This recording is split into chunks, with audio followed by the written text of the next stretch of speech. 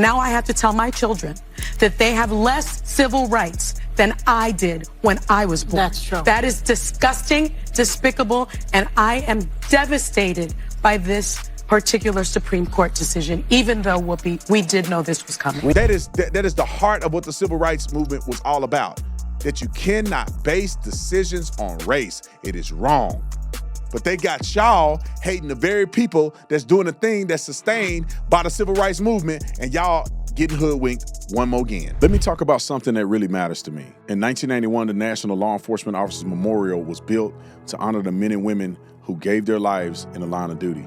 Since then, over 24,000 officers have been added. Let that sink in. And every year, more names are added. This year alone, 363 officers will be honored, including 109 who died just last year. This is a living memorial because the sacrifice doesn't stop. Every name on this wall represents somebody who left home and never made it back. A mother, a father, a son, a daughter. And for the families left behind, this memorial means everything.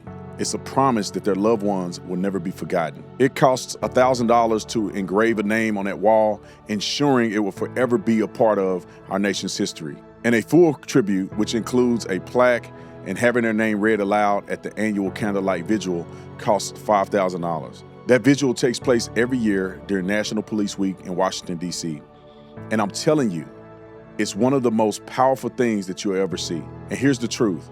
This memorial doesn't receive federal funding. It relies on people like you. So if you support law enforcement, this is a real way to show it. Help us honor the fallen and make sure that their sacrifice is never forgotten. This is literally Republicans stopping people from gerrymandering and redistricting based on race. That's what this is. In Louisiana, there was a large population, a district of black people, a population of black people, they call it the minority group. And there was enough, at least the state believed there was enough sufficiency of individuals in this one district that they should make it into 2 districts. So they then began to make it into 2 districts. People in the state challenged it and said, no, they're redistricting based on these people being black. And so it went all the way up to the Supreme Court. The Supreme Court ruled that you cannot redistrict based on race. You cannot redistrict with your primary reason being about race, which is exactly what we should be doing. We should be stopping race-based redistricting. But y'all fools, you can't win from losing. If they allow race-based redistricting, y'all be mad. That's racial discrimination, a racial bias. That is against the Voter Right Act. What are y'all talking about? And then when they say you can't do that based on race, y'all got to find another reason to do it that's legitimate, then you mad. But let's tell the truth. You only mad because there's black people involved. Because if it was not benefiting black people, you'll be open in arms. You'll be invoking the spirit of Martin Luther King again. But because it benefits black people, you don't care if it's race-based. It's the same thing with the black-only graduations and all these other things. Y'all don't care if it benefit black people, so you're okay with being racist.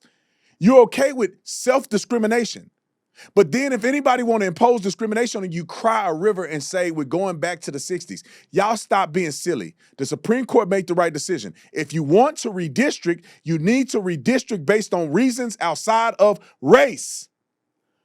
Goodness gracious. Come on, let's play the clip. Roll it. This, at first blush here, is a win for the plaintiffs who were not black plaintiffs. They were non-minority voters who challenged this decision. These 2 districts that were minority majority. Essentially, Louisiana had drawn up districts, and then they were told in a legal battle that they had not represented black and minority voters sufficiently. They went back and drew a 2nd district. So they had 2 of these minority majority districts. Well, then non-black voters sued and said, this is now violating our rights on the basis of race. So it looks like this is a 6-3 decision. There is one concurrence here, but it looks like the dissent sticks together with Justices Kagan, Sotomayor, and Jackson. But here's what the majority says. They say in some, because the Voting Rights Act did not require Louisiana to create an additional majority-minority district, no compelling interest justified the state's use of race in creating SB 8. That was those 2 new districts.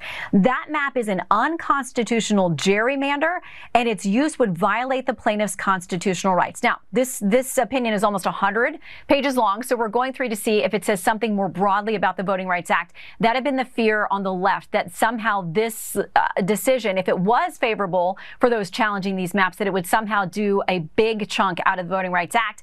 Haven't gotten to language that suggests that yet. It sounds like this decision is primarily about what happened in Louisiana. So we'll keep digging through this. But for right now, it's a win for those who were challenging these two minority majority districts. Now, as we read through this and figure out the broader implications, there were 20 plus districts across the country that would have potentially lined up with this decision. They could be open to challenges that they were drawn on the basis of race, or that it was the primary factor that was used in drawing those districts. Most of those are throughout the South.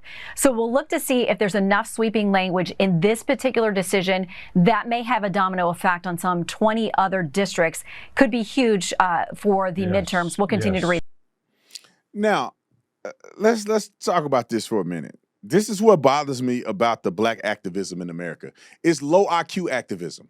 You guys are like some of you guys that are advocating for this are showing yourself to be some of the most disingenuous, ignorant folk to live.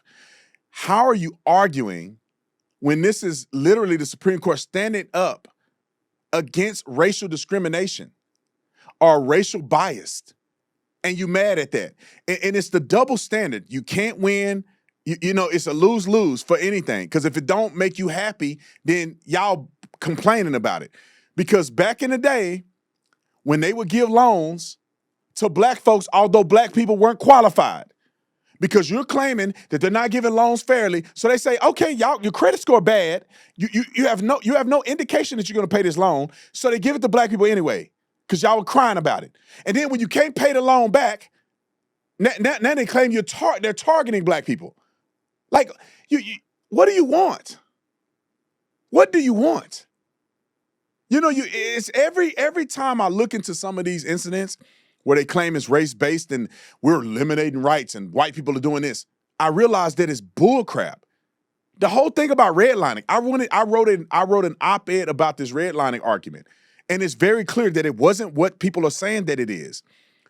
The redlining was based on, and this is what banks and lenders have a right to do, is they drew a line at people who are defaulting and could not afford, that they're green zones and red zones, people that could not sufficiently be lend money to, and they drew a line.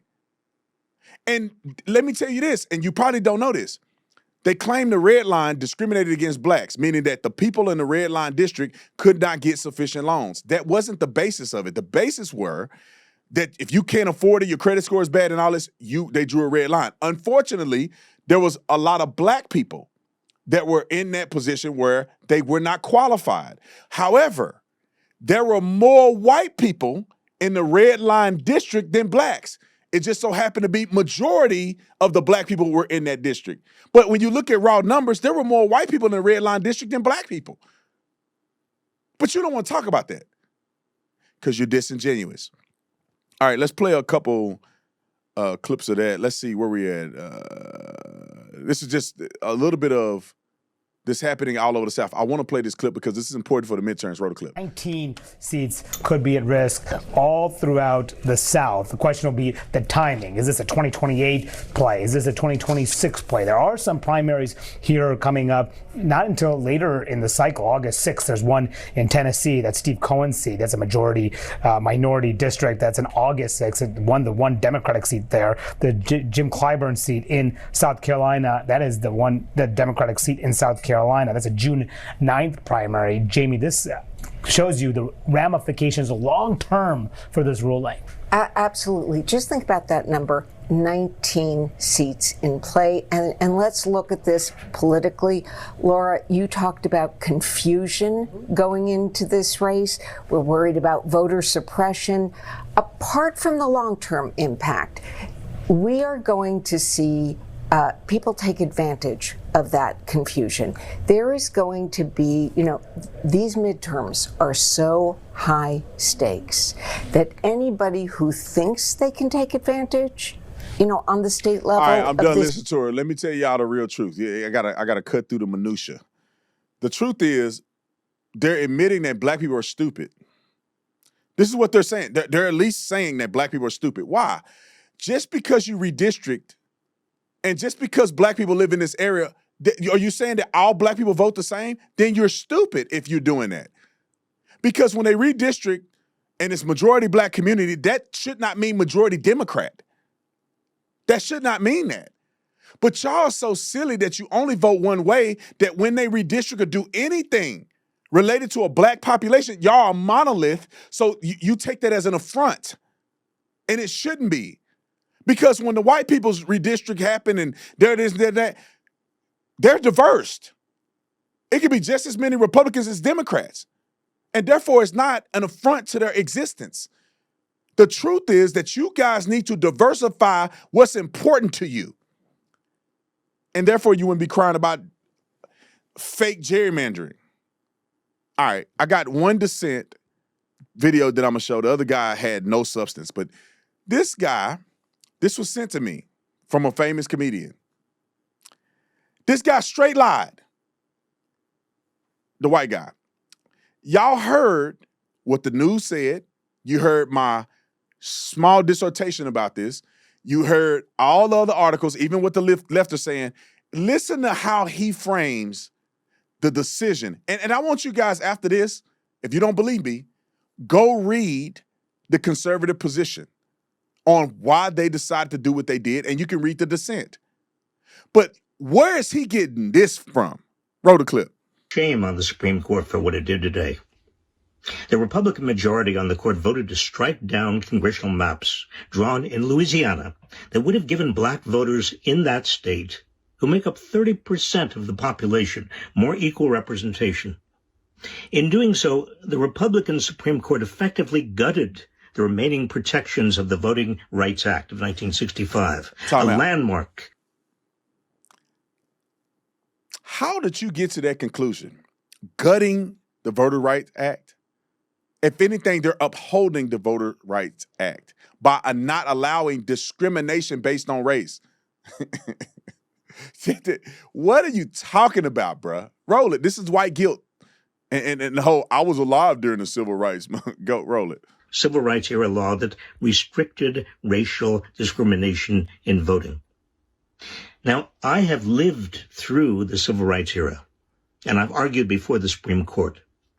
Justice Samuel Alito knew exactly what he was doing. He wrote the opinion using a bunch of technical gibberish to justify his decision, to make it seem as if the court wasn't completely invalidating Section 2 of the Voting Rights Act. But it did. And Alito knew it. This Supreme Court has dishonored the countless activists who fought for the Voting Rights Act, including those who paid for it with their lives. Alito and the conservatives on the John Roberts Court have now made it much more difficult, if not impossible, for minority voters to fight discrimination when states redraw their congressional maps. This will open the door for other states to redraw future maps in ways that will dilute the votes of minority voters, giving them less say in who represents them in Congress. Some Republican-controlled states like Florida, Tennessee, and Mississippi are already redrawing their congressional districts. This could have an impact on the 2026 midterms. But the major effect of today's decision will likely be in 2028 and beyond. Folks, I don't want to sugarcoat this. It's devastating news, making it all the more important for us to show up in full force for this November's midterms. Democrats need to win back control of both houses of Congress, and they need to win state legislatures to ensure that Republicans don't gerrymander away the voting rights of minorities. This is the time. Shut this old man up. Black people have not lost the right to vote. You can still vote.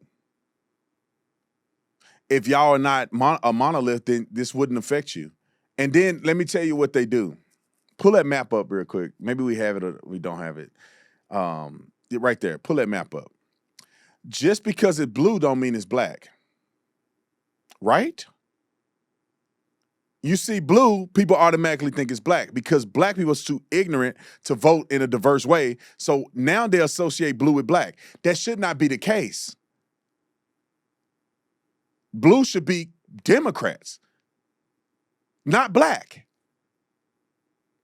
So if you are in any of these districts, you should be voting on policies and positions that better benefit your community. And I would argue none of those come from the Democrats. So you should be excited that when you go out to vote, that somebody's going to represent you. All of this complaining and bickering goes on and on because Democrats have never done nothing for black people that is longstanding or beneficial whatsoever generationally. You cannot find one single ounce of legislation that was passed that effectively helped black people. None. That's why y'all still complaining. That's why y'all still being and complaining. We don't have schools. And no. Who you voting for? Democrats. They don't care about your schools. They only care about giving you free money so they can control you. When are y'all going to wake up? Then they're on here saying they're gerrymandering because they think you too stupid to read anything. Which, in fact, you prove yourself to be stupid many of the times because you don't read anything. And now you're thinking the protection that's for you is actually against you. That's how they trick y'all. When the Supreme Court rules that they cannot redistrict based on race, that's to protect you. That is the heart of what the civil rights movement was all about, that you cannot base decisions on race. It is wrong. But they got y'all hating the very people that's doing the thing that's sustained by the civil rights movement, and y'all getting hoodwinked one more again.